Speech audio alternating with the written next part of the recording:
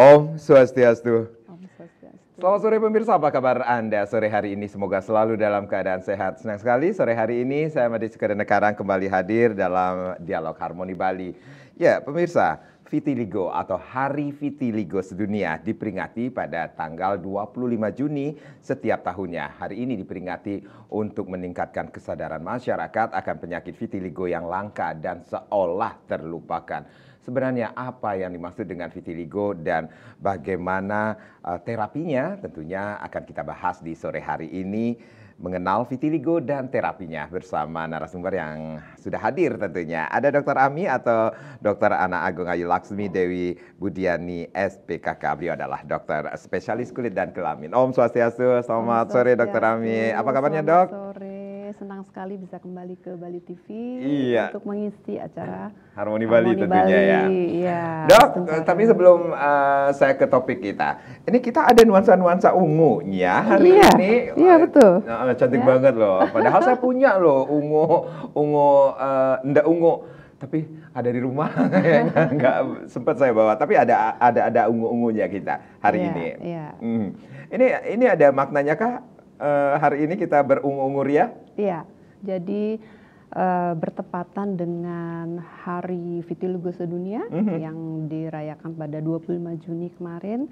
Memang itu adalah Vitiligo Awareness Month pada bulan Juni kemarin, dan official colornya adalah purple. Purple ya. Jadi ungu. Itu kenapa kita berungu ria ya. Iya, tapi cantik banget loh di kamera ini ya. Nah, Dok, kalau kita ngomongin tentang vitiligo ini setiap tahun, setiap tanggal 25 Juni ini diperingati sebagai Hari Vitiligo Sedunia. Betul. Tahun ini mengambil tema yang cukup menarik sekali. Looking in the future. Looking into the future. Betul, Seperti itu. Betul. Apa yang ada di maksud atau makna di balik tema tersebut, Dok? Ya, jadi looking into the future itu adalah tema Vitiligo Awareness Month untuk tahun 2023 ini.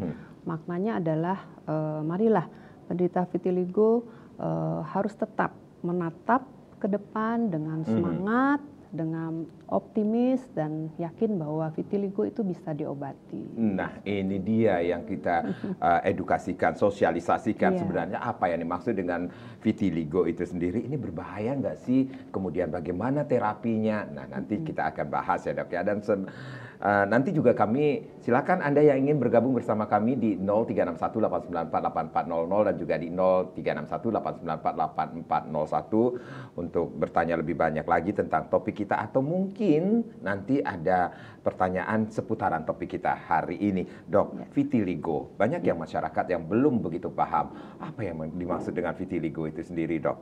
Ya, baiklah. Vitiligo itu adalah suatu kelainan kulit berupa depigmentasi, artinya tidak adanya sel pigmen pada kulit sehingga kulitnya berwarna putih. Jadi bukan putih mungkin putih sambru atau putih yang agak kabur. Ini putihnya betul-betul putih seperti susu atau seperti kapur ya, karena ketiadaan dari pigmen kulit tersebut.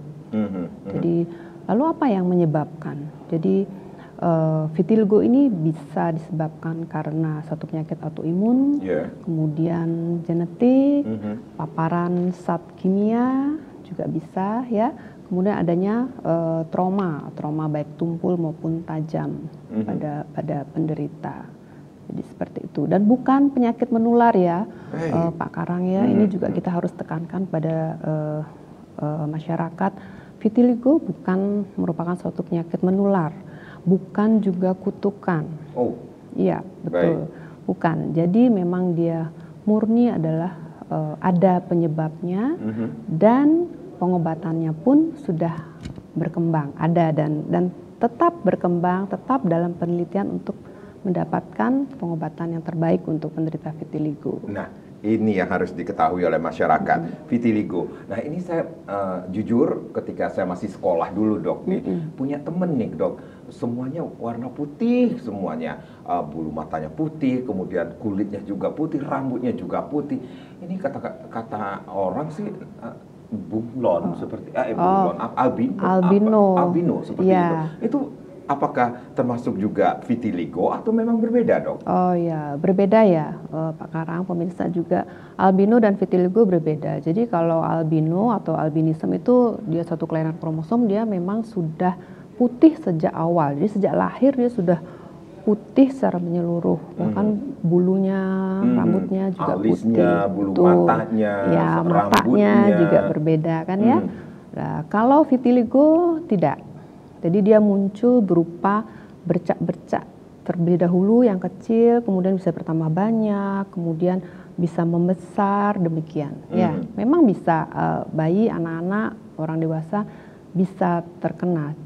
Hanya saja tidak menyeluruh seperti albino. Oke, Itu baik. suatu hal yang berbeda. Baik, kita juga pernah dikejutkan dengan pesohor kita ya, pesohor luar negeri ya, Hollywood bisa dikatakan, atau penyanyi Michael Jackson ya, seperti itu. ya, Ini betul. dari kulitnya yang begitu ya gelap seperti itu tiba-tiba menjadi sangat putih. Itu Ya. apakah termasuk juga vitiligo, Dok? Iya, betul sekali. Michael Jackson adalah seorang penderita vitiligo, dan tanggal 25 Juni itu juga beliau yang memilih sebagai hari vitiligo Vitiligo sedunia. 25 Juni itu Ya. beliau yang memilih waktunya. Baik, Dok,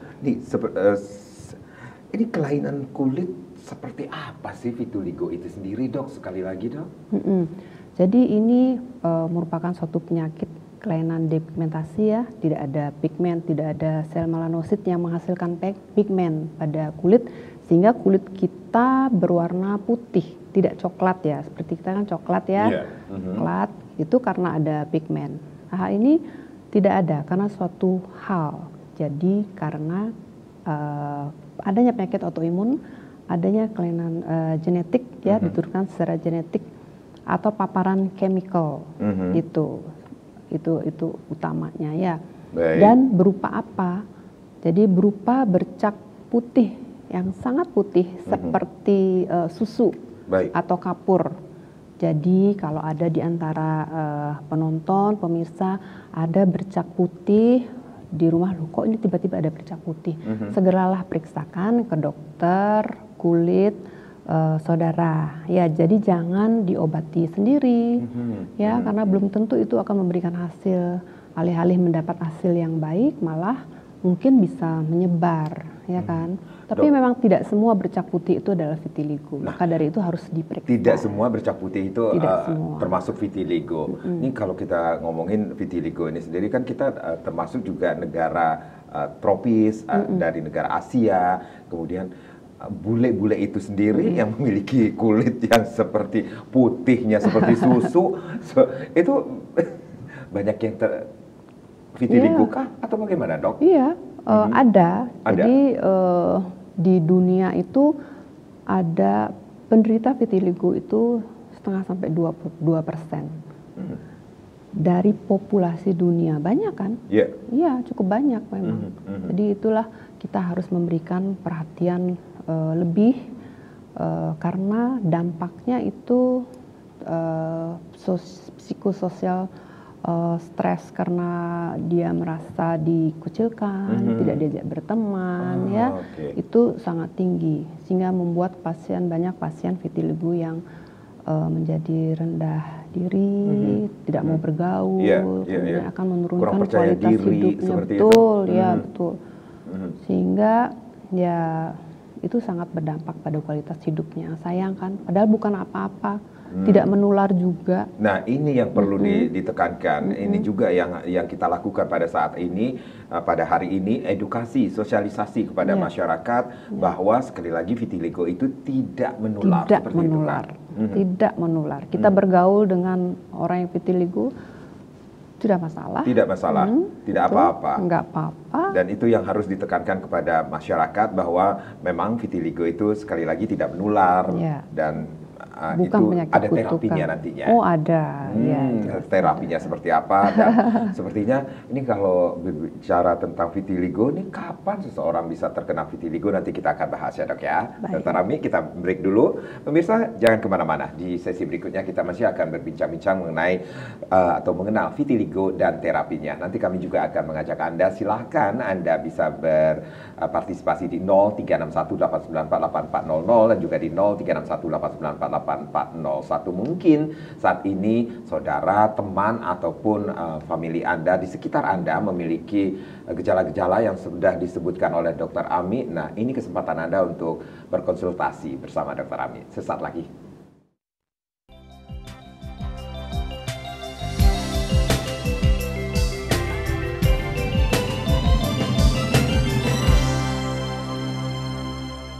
Terima kasih Anda yang baru saja bergabung bersama kami di Harmoni Bali. Mengenal vitiligo dan terapinya masih menjadi topik kita di sore hari ini.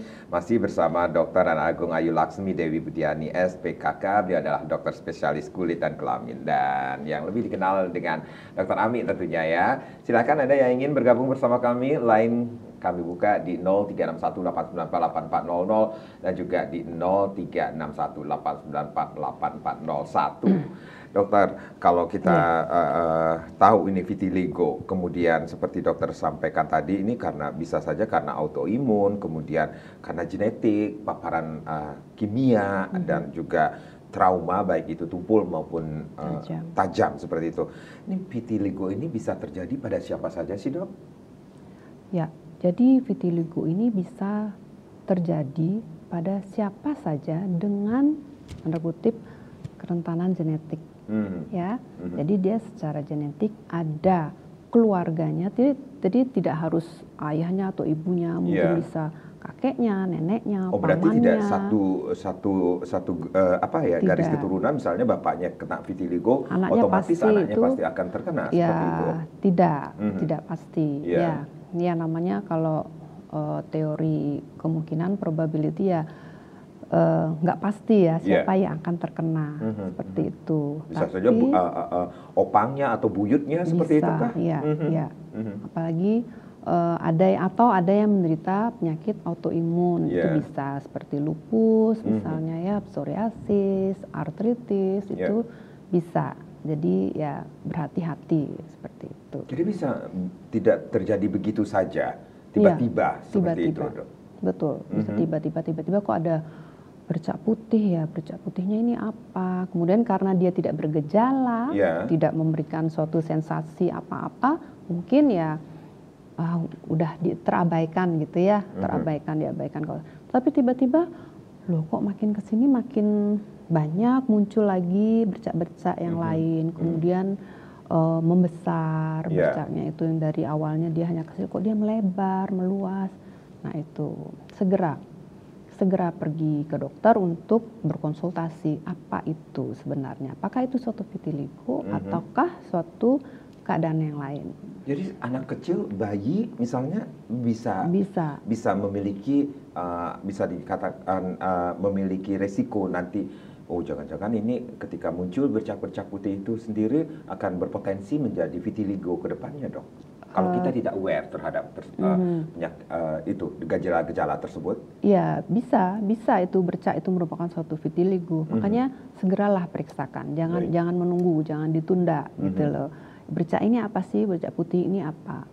Meskipun seringkali memang bisa terjadi repigmentasi, artinya dia menyembuh gitu, bercaknya jadi udah coklat, hilang bercak putihnya.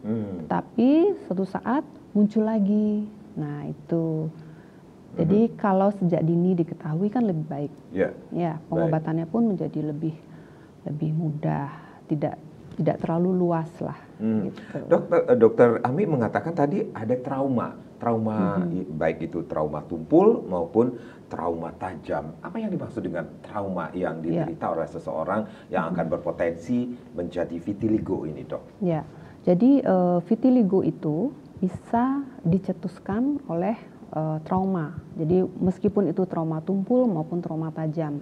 Trauma tumpul misalkan saja seperti ada pasien saya ya, anak-anak itu menderita vitiligo di sekitar mata. di sudut matanya. Setelah pengobatan hasilnya baik, responnya baik. Kemudian beberapa bulan kemudian datang lagi. Ini kumat lagi dok. Loh kenapa? Dia ada lagi di kulit kepala, di keningnya. Sebelumnya ada bisul. Itu ada gatal terus digaruk jadi bisul. Nah, itu kan suatu trauma ya. Jadi itu bisa mencetuskan kembali. Jadi traumanya trauma apa aja? Trauma adalah suatu perlakuan ya atau suatu penekanan terhadap kulit yang terjadi secara terus-menerus. Misalkan saja ada anak yang muncul bercak keputihan di kaki karena dia sering menggunakan sandal jepit. Nah itu kan ada penekanan secara terus-menerus dalam jangka waktu yang lama. Tiba-tiba loh kok jadi ada bercak putihnya ya. Nah itu bisa. Atau pada waktu pandemi kemarin kita semua harus menggunakan masker. Nah itu kan ada yang meme gitu ya dok ya, tiba-tiba baru dibuka waduh ini yang lainnya hitam, yang ini putih banget seperti itu. Itu bisa. Jadi penekanan di sini karena maskernya tiba-tiba kok ada garis putih, itu bisa. Atau ada juga ibu-ibu yang sering menggunakan alis, pensil alis. Kok tiba-tiba putih? Ya, itu kan setiap hari. Setiap hari ya kita ngelukis alis. Jadi ada trauma. Ya, trauma tumpul pun bisa. Atau pasien saya juga dia punya jambang, punya kumis yang ya mungkin 2 hari atau 3 hari sekali di kuris. Itu pun begitu. Kenapa ya dokter kok di sini yang tambah ini, Bapak masih kuris-kuris? Iya, kalau enggak kan di sini mulut saya ketutup. Itu trauma juga, sehingga bandel di sini. Di anggota badan yang lain memberikan respon yang baik, di sini bandel, dia putih, membaik sebentar, kemudian putih kembali seperti itu. Jadi trauma sangat berpengaruh.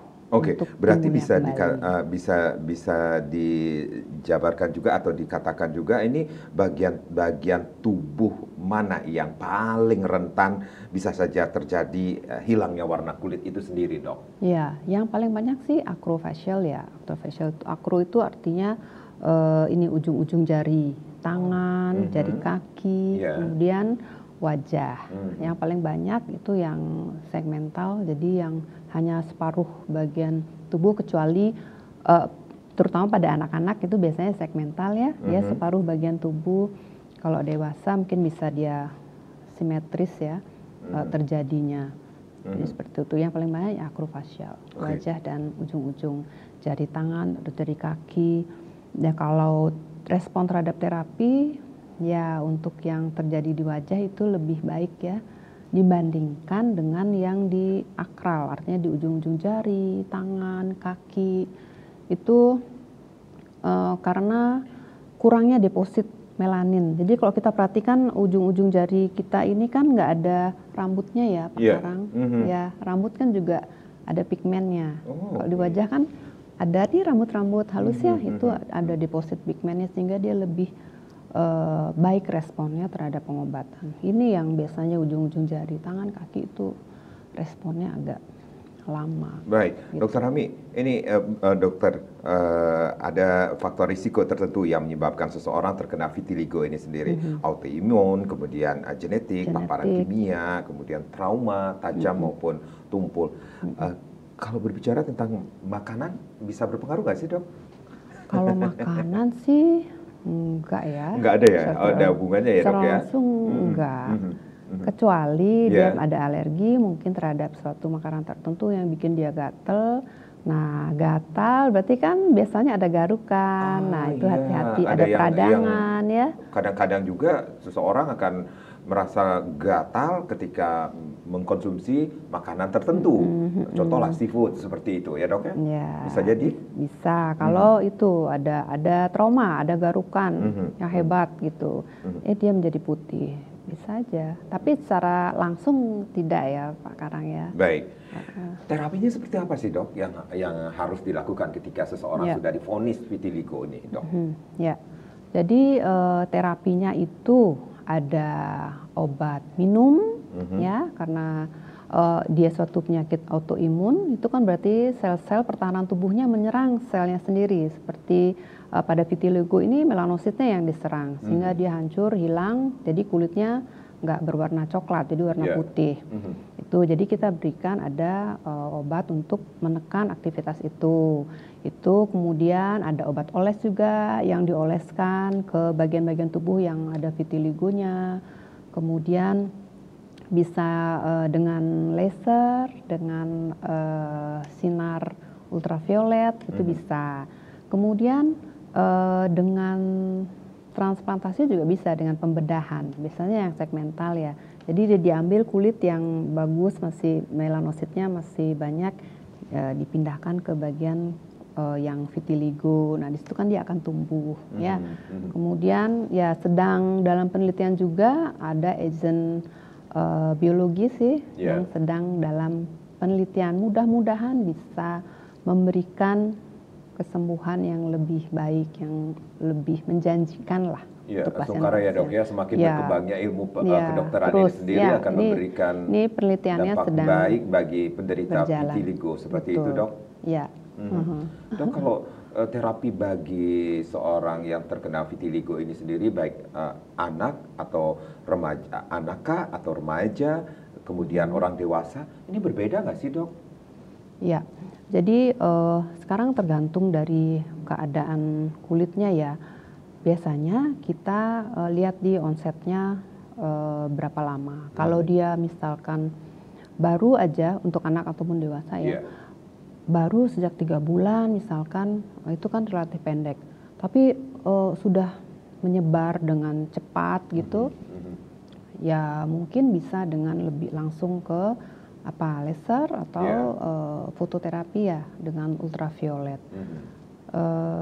Tetapi biasanya kita akan memberikan dulu pengobatan yang dengan oles, tapi yang penting adalah as soon as possible, jadi secepat mungkin, jangan ditunda gitu loh. Jadi kita bisa lihat, kita bisa nilai ini seberapa. Biasanya sih kalau 10% di atas itu, 10% kita berikan dengan laser atau dengan UV, sinar ultraviolet, seperti itu. Kalau misalkan sudah 6 bulan gitu ya nggak ada perubahan, ya kita bisa pikirkan terapi yang lain, atau bisa juga suatu terapi yang dikombinasikan antara obat minum, obat oles.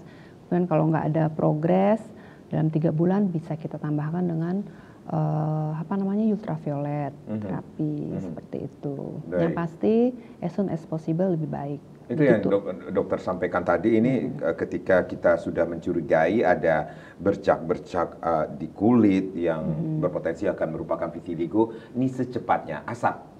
Gitu ya, bahasa kerennya asap ya. As soon as possible, seperti itu ya. Harus dilakukan pemeriksaan seperti itu ya. Semakin lama itu terapinya akan semakin, karena dia sudah menyebar kan, sudah tambah banyak gitu. Hasil yang didapatkan juga bisa lebih lama lagi kita lihat gitu. Kasihan kan. Ini adakah pengaruhnya usia dok terhadap kemungkinan terhadap terapi yang dilakukan terhadap penyakit vitiligo ini sendiri dok? Usia misalnya anak-anak lebih gampang untuk terapinya daripada usia dewasa yang mengalami vitiligo, seperti itu dok? Ya, biasanya sih kalau anak-anak responnya lebih baik ya. Mungkin karena ya stres oksidatifnya anak-anak lebih sedikit terpapar oleh stres oksidatif ya, yang mana hal itu akan memperburuk keadaan ya. Juga anak-anak kan mungkin dia belum ngerti, jadi dia happy aja, dia dunia cuek, anak-anak namanya bermain, nggak ada kata stres, dia nggak ngerti stres. Ya pencetus dari vitiligo kan stres juga, stres dan trauma. Jadi kalau orang dewasa kan stresnya lebih tinggi ya. Kemudian seperti ada penelitian pada wanita, dia stresnya lebih tinggi sehingga pengobatannya menjadi lebih sulit. Misalkan nih tangannya kena muncul vitiligo. Yeah. Dan tiap-tiap dia kan pasti lihat waktu dia menulis, dia lihat waktu dia makan, dia lihat tangan dia, waktu dia mungkin sama temennya sedang melakukan beraktivitas, itu loh tangan dia nggak apa-apa, tangan. Nah otomatis dia akan langsung ke pikiran seperti itu. Stresnya lebih tinggi. Bahkan ada juga penelitian yang menunjukkan angka perpisahan pada pasutri ya. Yeah.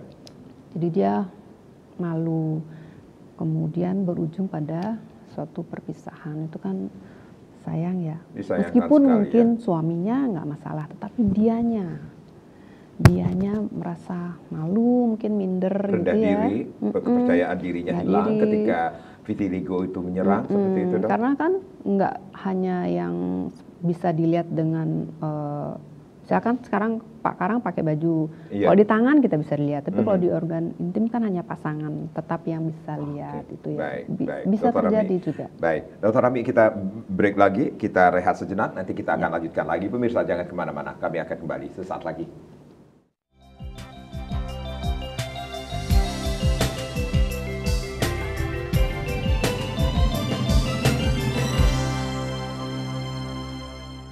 Ya, terima kasih. Kita masih di Harmoni Bali, bagaimana mengenal vitiligo dan terapinya. Masih bersama Dr. Ami atau Dr. Ana Agung Ayu Laksmi Dewi Budiani, spesialis kulit dan kelamin. Silakan Anda yang ingin bergabung, kembali kami buka line di 0361 894 8400 dan juga di 0361 894 8401. Mungkin Anda ingin bertanya lebih banyak lagi tentang topik kita, vitiligo, ataupun mungkin Anda mempunyai permasalahan masih di seputaran topik kita pada sore hari ini. Silakan, Dr. Ami akan memberikan solusi yang terbaik bagi Anda, yang paling tepat bagi Anda tentunya ya.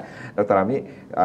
Ami tadi mengatakan bahwa ini terapi yang sudah dilakukan, baik itu minum obat, kemudian oles, kemudian laser, kemudian ada juga transplantasi seperti itu, dan juga ada hal-hal yang akan dilakukan oleh pihak atau ilmu kedokteran agar bisa memberikan hal-hal yang terbaik nantinya.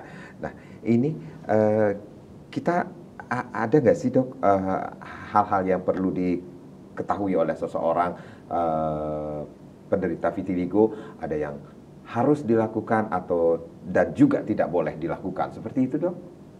Oke. Jadi untuk para penderita vitiligo paling tidak dia harus tahu vitiligo itu apa, vitiligo itu penyakit apa, kemudian pengobatannya bagaimana. Karena vitiligo itu pengobatannya tidak hanya seminggu, 2 minggu, sebulan, 2 bulan. Jadi perlu waktu yang cukup panjang, sehingga penderita dibutuhkan suatu ketaatan, kesabaran dari penderita untuk menjalani pengobatan. Jadi tidak diharapkan suatu penderita vitiligo itu untuk berpindah-pindah dokter ya. Oh ini saya sudah berpuluh tahun menderita vitiligo dan berpuluh dokter kulit sudah saya datangi. Karena ya memang seperti itu penyakitnya, ada kekambuhan, kemudian ada faktor pencetus yang membuat penyakit itu muncul kembali. Jadi vitiligo adalah suatu penyakit yang lifetime ya, panjang perjalanannya seperti itu. Dan anjuran dari dokter seperti misalnya menghindari stres, menghindari trauma, dan itu harus ditaati oleh penderita.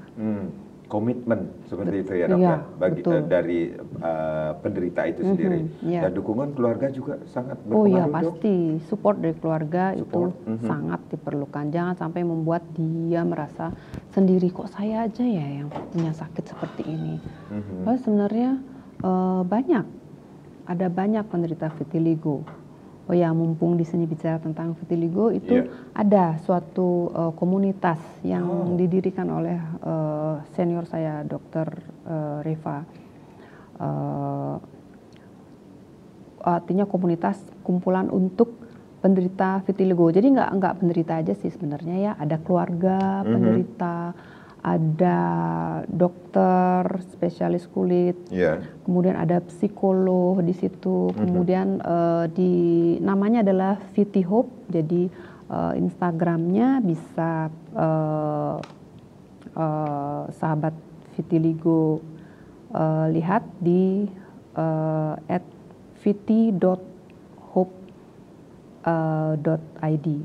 vitihope.id. Jadi di situ ada acara-acara yang biasanya diselenggarakan diskusi atau pertemuan, mungkin gathering yang bisa secara online diikuti sehingga penderita vitiligo nggak merasa sendiri. Itu sangat baik sekali ya untuk lebih menumbuhkan rasa percaya diri, untuk lebih menumbuhkan semangat penderita vitiligo. Jadi di Bali, ini khususnya di Bali, Dok? Atau Tidak, seluruh Indonesia? Untuk Indonesia. Tapi di Bali juga ada komunitas kalau itu sendiri? Di Bali mungkin bisa, kalau ada sesuatu yang perlu ditanyakan ke Perdoski Bali bisa. Bisa. Baik, ya, itu sudah ada di Instagramnya ya. Perdoski.id ada. Baik, Dok, ada. ini sampai membuat komunitas, baik itu anggotanya penderita vitiligo, kemudian keluarga dari penderita tersebut, kemudian dokter juga. Ini seberapa banyaknya penderita vitiligo yang ada di Indonesia ini sendiri, Dok? Seperti saya katakan tadi, di dunia itu populasinya ada 0,5-2% dari itu dunia ya. Banyak sekali. Baik. Banyak sekali ya. Jadi saya sendiri di praktek ya mungkin dalam seminggu ada aja pasien vitiligo. Dan itu tidak hanya sekedar kita baca ini, ini vitiligo, ini obatnya, oleskan ini ya Pak, Bu, nggak sekitar itu. Jadi kita harus mengedukasi, kita harus menumbuhkan semangatnya, apa yang kita harus ngobrol lah gitu. Kalau memang dia ingin ngobrol, kita sediakan waktu kita untuk ngobrol. Jadi nggak buru-buru, udah tunggu, enggak. Jadi kita ajak ngobrol apa yang ingin dia ketahui gitu. Atau mungkin keluarganya bisa. Kalau si pasien kita sulit ajak berbicara, keluarganya itu pasti. Jadi nggak sekedar antara dokter sama pasien memberikan obat dah selesai tunggu, enggak. Jadi kita edukasi juga, itu yang penting. Baik, edukasi kepada keluarga juga untuk memberikan support kepada keluarganya yang menderita vitiligo, seperti itu, Dok. Betul. Supaya dia nggak merasa sendiri. Supaya mereka tidak merasa sendiri. Nah, ini kalau berbicara tentang supaya mereka tidak sendiri, ini vitiligo tidak memandang penyakit yang tidak memandang status sosial, status pendidikan seperti itu. Karena beberapa waktu lalu saya bahkan membaca, seorang dokter pun ketika mengkonsumsi suplemen, itu viral ya. Tumbuh muncul vitiligo ini sendiri. Ini apa yang terjadi sebenarnya, Dok? Apakah memang secara genetik dokter tersebut memiliki kans untuk menjadi penyakit vitiligo atau karena suplemennya itu? Ya, tentu saja kembali lagi setelah ditelusuri ya memang dia punya sudah kerentanan itu ya, sudah dengan autoimun. Karena setelah ditelusuri ya memang ada keluarga yang menderita suatu penyakit autoimun seperti itu, sehingga dia lebih rentan. Jadi ingat, jadi ada suatu kerentanan genetik di sini. Makanya nggak semua orang punya vitiligo kan? Seperti itu.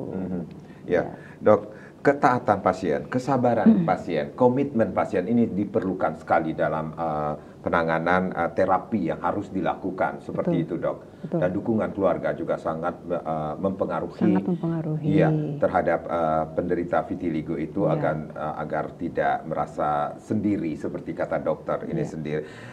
Apakah bisa normal kembali, Dok, setelah melakukan terapi itu? Ya, diharapkan bisa diharapkan bisa. Karena yaitu kalau dia bisa menghindari hal-hal yang disebutkan tadi, stres, trauma, itu hasilnya baik. Jadi memberikan seorang anak akan lebih berpotensi untuk kembali normal bisa. Ketika bisa. melakukan terapi daripada orang dewasa yang sudah memiliki banyak permasalahan di dalam kepalanya. Ya, memang untuk orang dewasa lebih complicated ya, karena begitu banyak yang dipikirkan. Ya, dia sudah bergaul ya, kesana kesini. Kalau anak-anak kan dia, apalagi kalau usia prasekolah, itu kan dia masih lebih banyak di rumah, belum bertemu dengan teman-temannya. Jadi itulah tugas orang tuanya untuk memberitahu, mengedukasi anaknya sejak dini. Apa itu vitiligo, bagaimana dia bisa mendapatkan itu, ya. Kemudian kami tidak mengharapkan ibu-ibu yang mengobati anaknya, jadi anaknya sih happy aja, dia nggak merasa apa-apa. Yang stres kan orang tuanya ya, ibunya yang stres. Jadi sambil dia mengoleskan obat. Nah, apa yang harus dilakukan seorang atau pasangan ibu bapaknya ketika mengetahui anaknya mempunyai penyakit vitiligo ini? Edukasi apa yang harus dimiliki oleh seorang ibu atau bapaknya? Ya, jadi harus dikasih tahu vitiligo itu apa, bagaimana dia mendapatkan. Katakan bahwa itu tidak menular, itu bukan penyakit yang berbahaya, tidak. Dia bisa bergaul seperti biasa dengan siapa saja.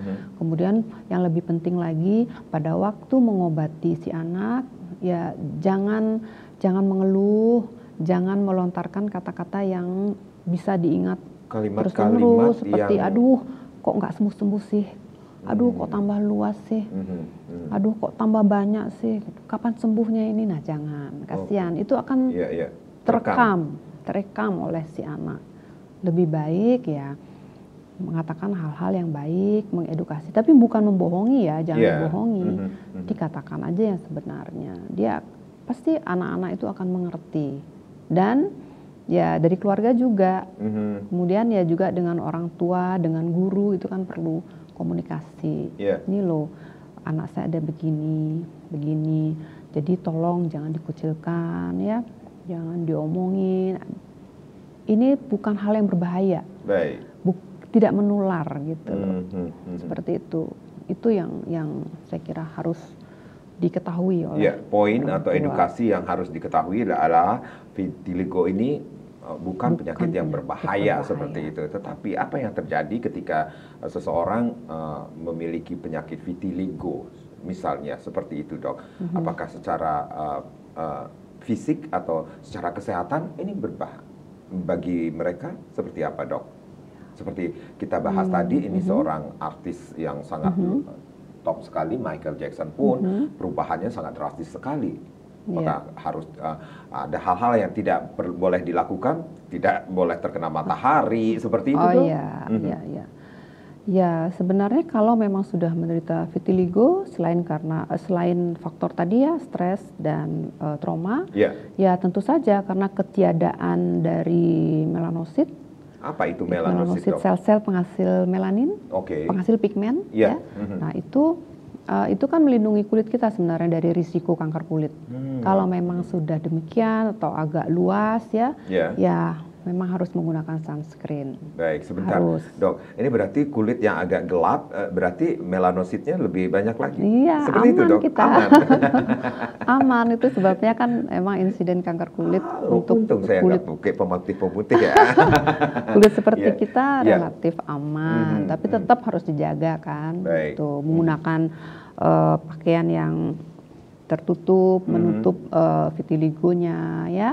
Menghindari jam-jam di mana indeks UV-nya tinggi. Itu jam-jam berapa sih, Dok? Biasanya jam 9 sampai jam 3 itu ya. Jam 9 sampai jam 3 seperti itu.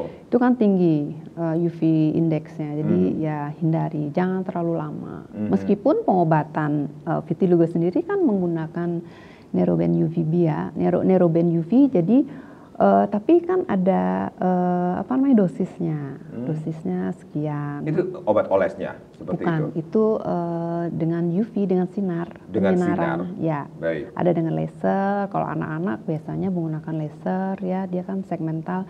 Jadi dengan laser saja, jadi tidak masuk ke chamber gitu yang ke ruangan yang ada UV-nya. Dok, sakit nggak sih dok dengan laser itu sendiri? Oh, Ketika masyarakat ketika mendengarkan laser, apa ya, yang di pikiran mereka itu agak-agak bikin enggak, itu kan light bergidik. devices ya, itu kan sinar. Sinar biasa. Iya, enggak, dan tidak lama juga.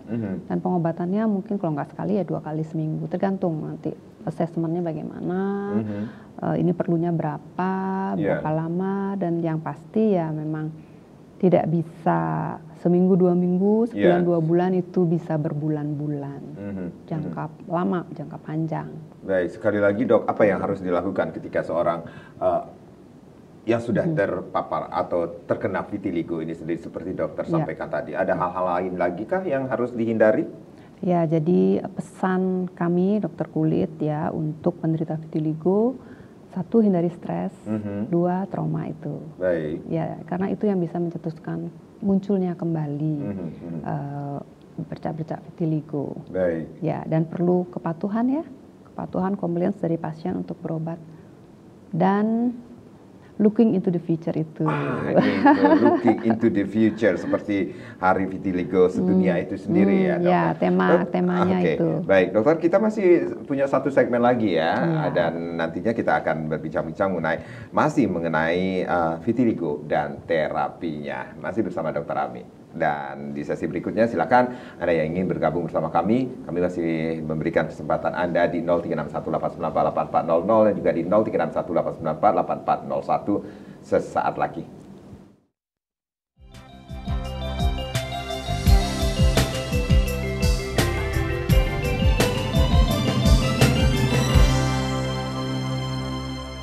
Ya, mengenal vitiligo dan terapinya masih menjadi topik kita di sore hari ini di Harmoni Bali. Silakan Anda yang ingin bergabung bersama kami, line kembali kami buka di 0361894800 dan juga di 0361894801. Masih bersama Dr. Ana Agung Ayu Laksmi Dewi Budiani SPKK.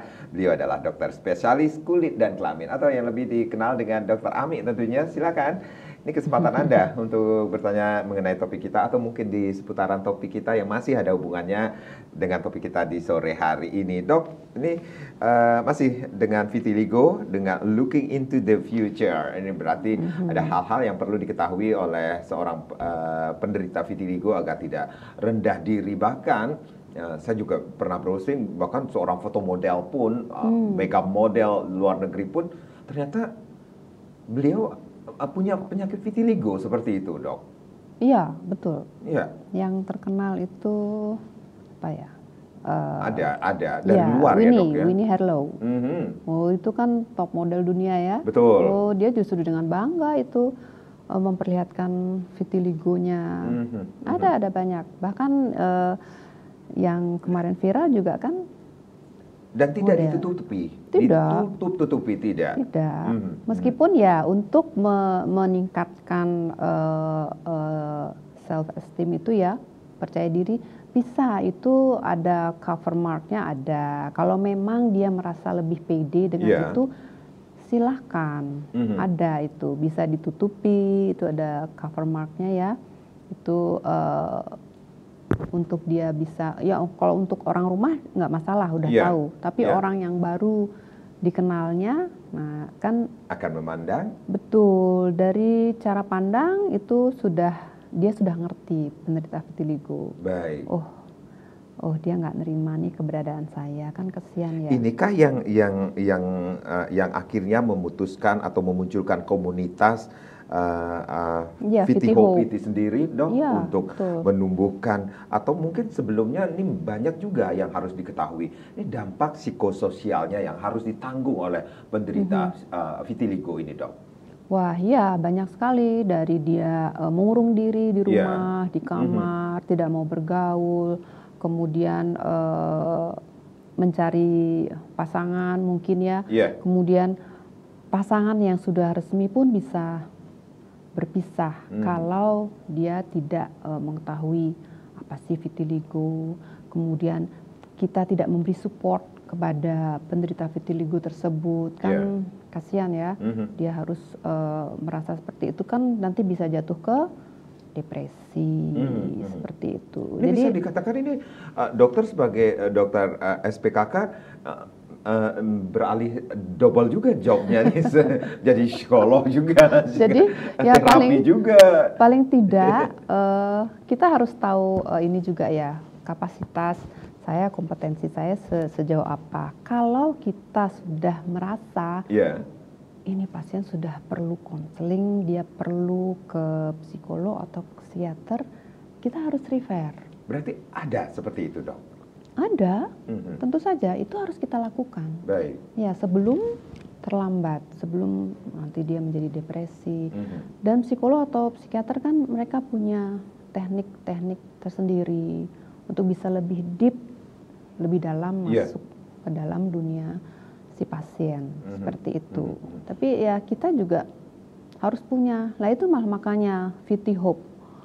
Jadi hope itu kan ada kepanjangannya. Iya. Ya, jadi happy, penderita vitiligo harus happy, harus tetap Penderita happy. vitiligo harus happy, Harus tetap gembira, happy, seperti jalani itu. saja Mhm, gitu ya. mhm. Kemudian harus optimistik, harus Mhm. optimis. Tidak ada yang bisa menghalangi maunya apa, Iya. silakan ya. Mhm, Kemudian mhm. tetap berdoa ya. Tetap mendekatkan diri pada yang di atas dan Iya. kemudian empati. E-nya itu empati. Kita harus memberikan empati. Kita tidak boleh mengucilkan. Dia juga makhluk hidup ciptaan Tuhan, Iya. ya, yang berhak untuk mendapatkan hidup yang layak seperti yang lain ya. Mhm. Penyakitnya itu tidak menular dan tidak berbahaya. Apa yang mesti kita takutkan? Baik. Seperti itu. Baik, Ya. itu edukasi, sosialisasi kepada masyarakat tentang Ya. pentingnya mengetahui bahwa vitiligo itu bukan penyakit menular, bukan penyakit berbahaya bagi orang lain, seperti itu, Dok. Betul, Mhm. betul sekali. Nah, ini harapan kepada masyarakat ketika mengetahui bahwa ada mungkin saja ini ya terjadi di masyarakat, di lingkungannya ini seseorang mengalami vitiligo, wah, memandang sebelah mata, memandang bahwa waduh ini jangan sampai anak saya tertular seperti itu. Mungkin saja. Iya, mungkin aja. Bisa saja terjadi hal Bisa, seperti itu karena ya, Dok, ya. mereka nggak tahu Iya. apa itu vitiligo. Mhm. Dengan adanya edukasi seperti ini, Ya. ya mudah-mudahan pikirannya menjadi lebih terbuka, menjadi pengetahuannya bertambah gitu ya. Seperti saya juga pengetahuannya jadi bertambah dengan mendengarkan expert-expert bicara ya. Tuh, jadi lebih bisa menerima. Dan lama-kelamaan ya biasa. Dan ini yang vitiligo perlu biasa. diketahui oleh masyarakat, ini vitiligo tidak menular seperti penyakit-penyakit, maaf, seperti kudis, kurap, seperti itu, Dok, ya? Ya, Iya, betul, Dok. ya betul. Maaf kalau saya salah. Ya betul. Kalau apalagi krek gitu ya, krek itu kan skabies itu sangat menular. Ya, makanya pergi berobat, ada obatnya, Ya. sembuh, sudah. Dah, ya kalau vitiligo ini masalahnya Pak Karang, Iya. pengobatannya perlu waktu. Itu juga harus dipahami oleh penderita dan juga orang sekelilingnya dan masyarakat juga. Pengobatannya lama, perlu waktu. Pengobatannya lama, perlu waktu. Perlu waktu. Dan respon terapi tiap orang ya berbeda-beda kan ya. Apa yang Nggak menyebabkan sama. responnya bisa berbeda-beda terhadap setiap orang, Kalau Dok? ya seperti saya utarakan tadi, anak-anak lebih cepat karena dia Oh ya. lebih tidak stres, kemudian paparannya terhadap stres oksidatif juga tidak setinggi, tidak sebesar pada orang dewasa, Iya. ya. Itu yang membedakan, menyebabkan kok pada anak ini cepat ya, kok pada anak ini enggak, atau kok pada si ini yang udah dewasa beda. Juga tergantung dari ada tidaknya penyakit autoimun yang dia derita.